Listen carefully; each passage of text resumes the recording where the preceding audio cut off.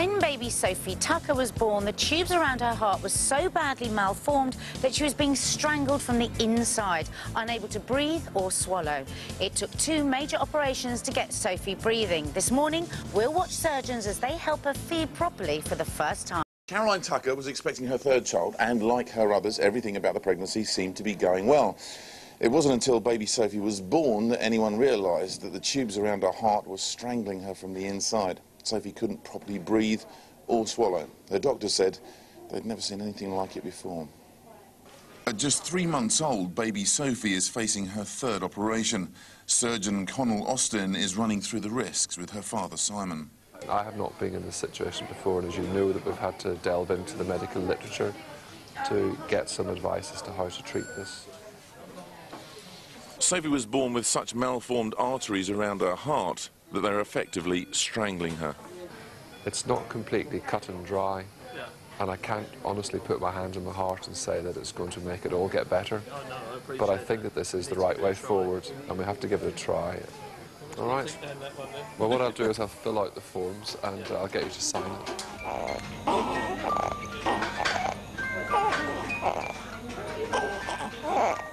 As she came out, the midwife noticed straight away that she had what they call a stridor, which is noisy breathing. And they got the resus team in straight away, and then they whisked her away and ventilated her. Sophie's aorta, the main artery carrying blood away from her heart, runs in the wrong direction and splits in 2. The aorta comes out of the heart and should come up and curl back down through the body.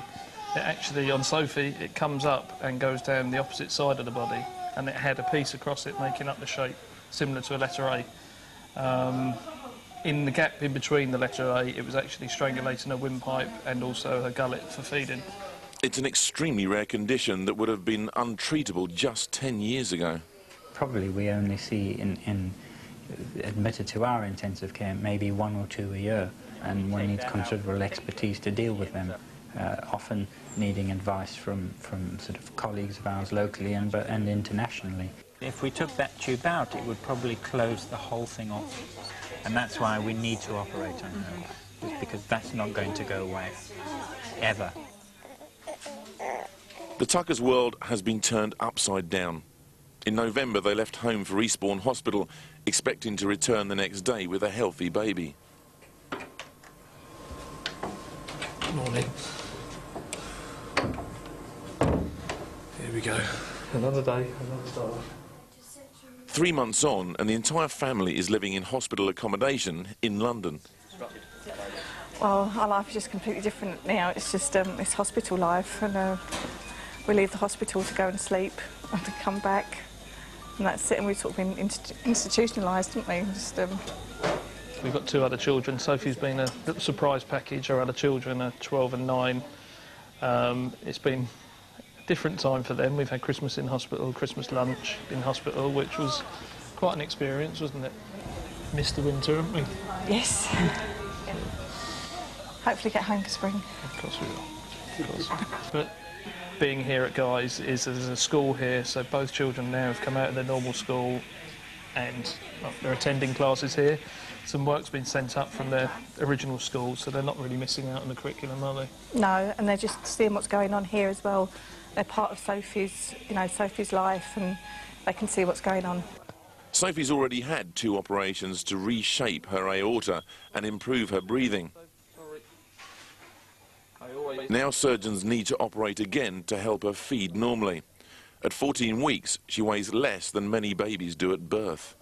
Okay. You okay? The biggest worry today is puncturing Sophie's esophagus, the tube that carries food from her throat into her stomach. There's a risk that the esophagus itself may be quite stuck to the aorta. Right.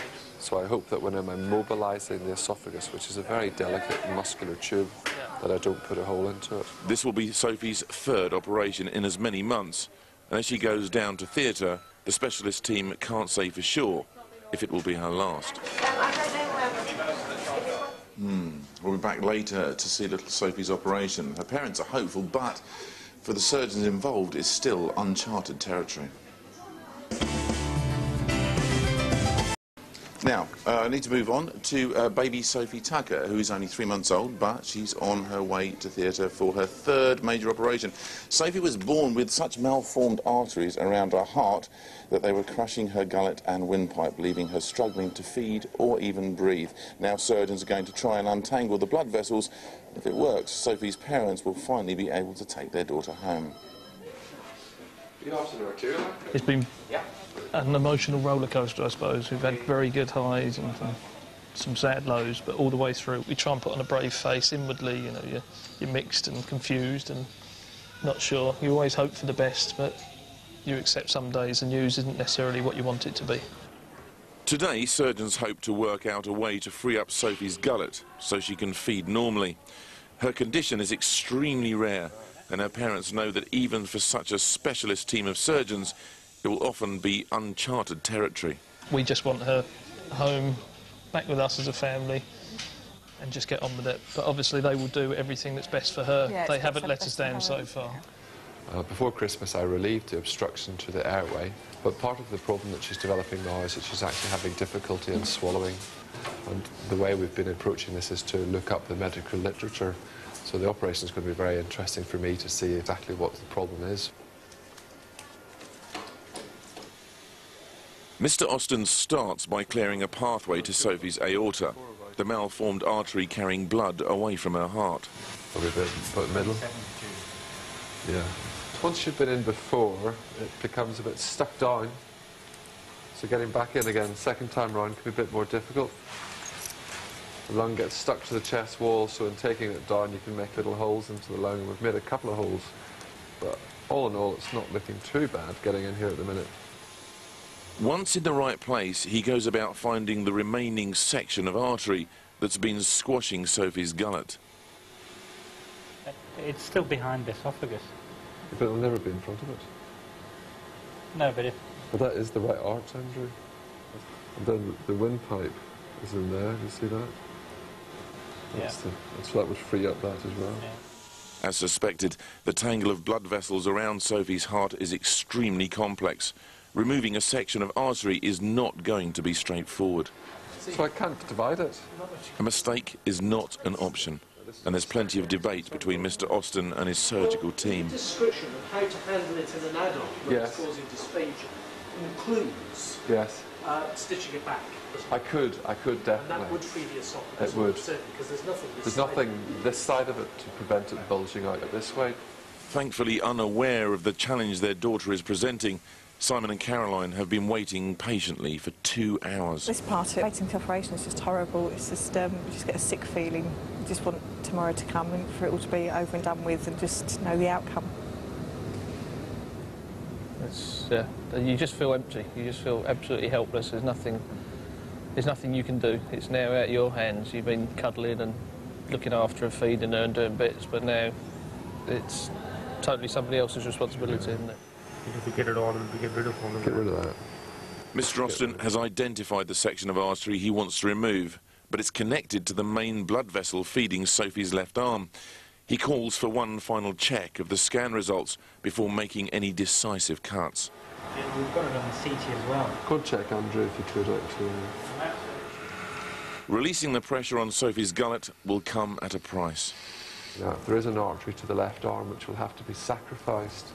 And Dr. Durwood has just popped round to have a look at the CT scans and the MRI scans that we've done, just to make sure that the artery which I'm about to sacrifice is truly the artery to the left arm and not the artery to the left side of the brain, the left carotid artery.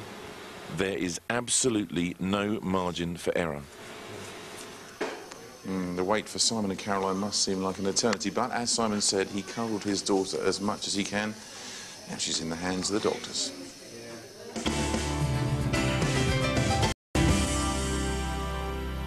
Thank you very much. Fascinating stuff. 3-month-old Sophie was born with such a malformed heart that the tubes around it were strangling her from the inside.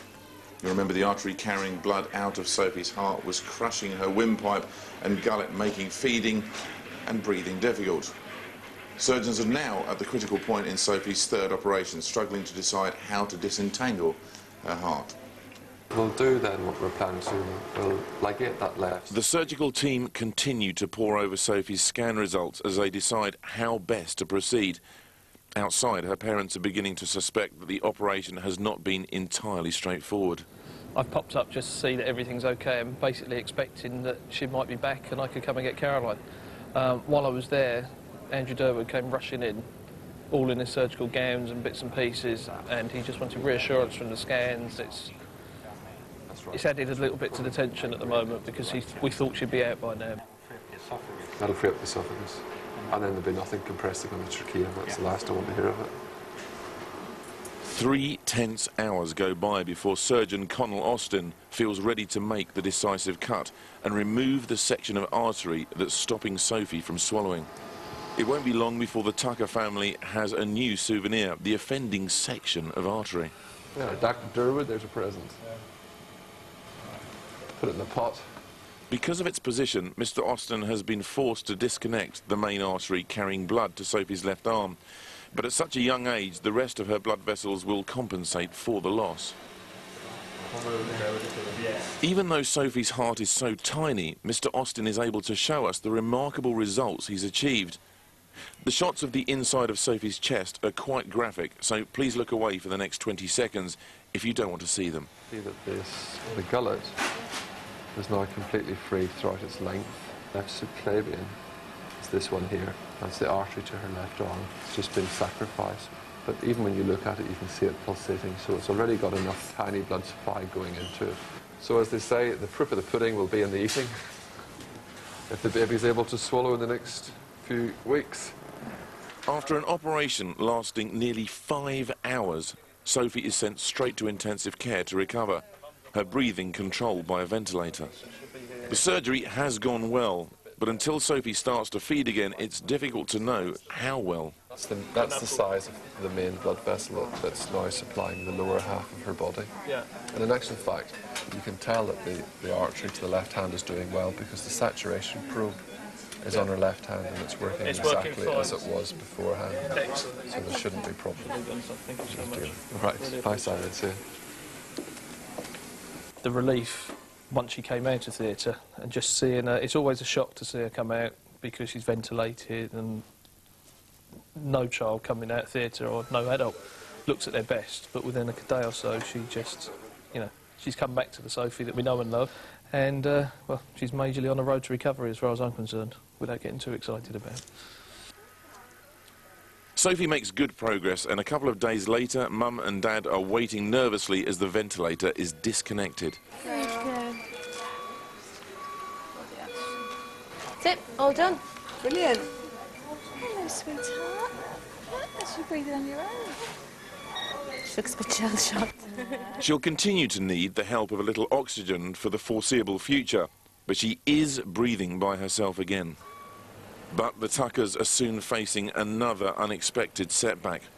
Doctors have sent Sophie's latest blood sample to the genetics lab. The discovery they make unlocks the key to her rare condition, but it comes as a huge shock to the family. And we've had a genetic counsellor come over and see us because it can affect children in numerous ways, from cleft palate to heart conditions, kidney, an endless list of conditions. The future may not be as clear-cut for Sophie as the Tuckers had hoped. Just doesn't seem fair, really, does it? The discovery that Sophie has a genetic condition is another in a long line of blows to her family. We'll be with them later as they wait in hope for the news that they've been praying for all along, that they can finally take their little girl home.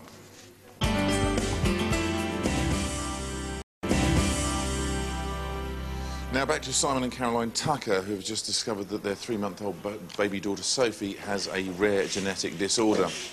Sophie's been in hospital for the last 3 months and has already had 3 major operations to sort out tangled arteries around her heart. Now her parents must face up to the possibility of more problems to come. It comes to light that she has got a condition called, well, it's 22q deletion, which is a chromosome deficiency. Geneticists at Guy's have discovered that Sophie is missing a tiny part from a single chromosome, number 22, one of the structures that holds the genetic blueprint of our bodies. Here we can see the chromosomes in their spread on the slide, you've got 2 chromosomes which have got these green label on them. These are the 2 chromosome 22s. The red probe is a specific probe for the region of 22 that is deleted, and you can see that only one of these chromosome 22s has this sequence. The sequence is missing on the other 22. Only 1 in 4,000 children are born with Sophie's genetic pattern. In addition to heart defects, it's a condition that can cause a whole range of other problems, including learning difficulties and a weak immune system.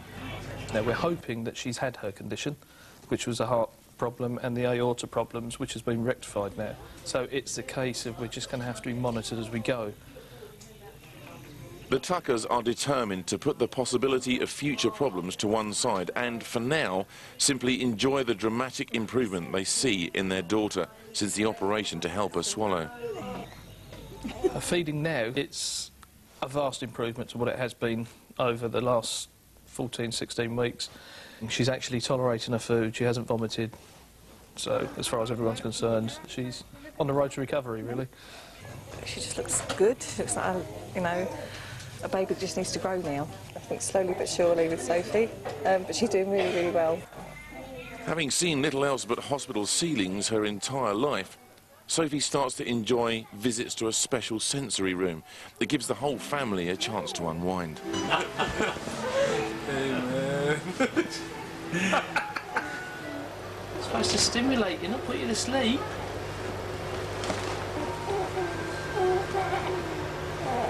Finally, after more than 4 months in hospital, doctors bring the news that the whole family has been waiting to hear. Well, I'm really pleased. So I guess if by next week she's doing as well as she is, we'll be planning to go home from here with all the backup that she'll need. Okay. Thank you very much. Thank you. Bye-bye. With a return to Kent now a reality, the family can finally get ready to look after Sophie at home, including training in emergency resuscitation. We've had all the oxygen put in at home, so she'll be coming home under oxygen. But she's moved on leaps and bounds. You can really see it's a new baby, a new child, and I believe this is a start of things to come. I think this is very positive from now on. In a year's time, we'll look back and think, hey, what was it all about? It just feels like an eternity, doesn't it? It feels a long, long time. But we're going home today. Sophie has a long way to go, but at least she'll be able to continue her progress where every baby belongs, at home. Thank you very much for everything you've done. Really appreciate it. See you later. Bye-bye. Bye. And we're absolutely delighted to say that Sophie is back at home and doing really very, very well.